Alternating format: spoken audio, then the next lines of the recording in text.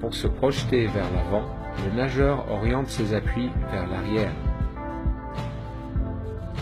L'erreur la plus fréquente est de mal orienter les appuis, soit vers le fond ou vers la surface.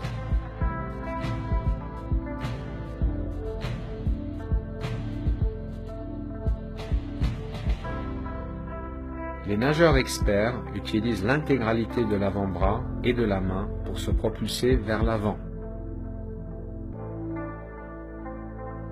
Il est important que l'avant-bras soit à 90 degrés par rapport au fond de la piscine. Les nageurs novices ont tendance à tirer avec les coudes en premier et de se servir uniquement de la surface de la main.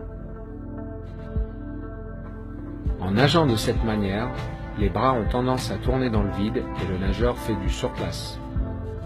Cela se traduit par une faible distance par cycle. En utilisant correctement les avant-bras, le nageur se déplace au-dessus d'un point d'appui qui est fixe.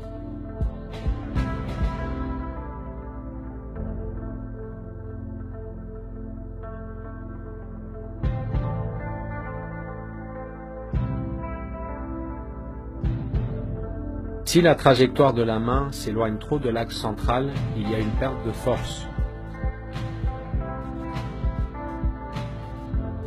Il est important que la main suive une trajectoire rectiligne qui se trouve sous l'axe de l'épaule.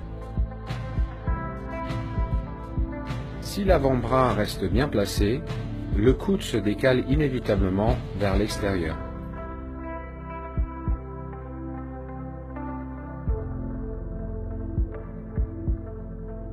Les bons nageurs restent relâchés pendant une majorité du cycle et contractent leurs muscles uniquement pendant la traction sous-marine.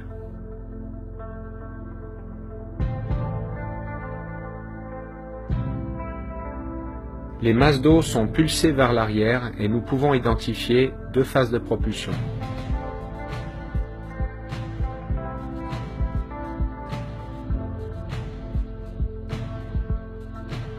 La majorité du déplacement vers l'avant est générée par la première phase de propulsion.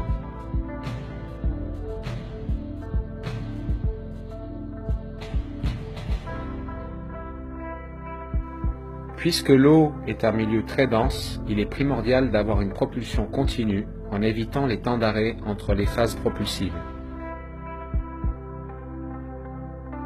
Le contre-exemple en natation est le crawl rattrapé.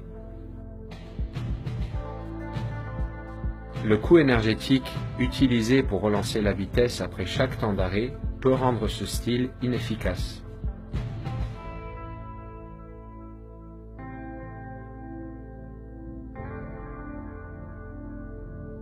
Dans toutes les nages, une propulsion efficace est le résultat d'une orientation correcte des appuis, de l'utilisation des bons muscles au bon moment et de la continuité.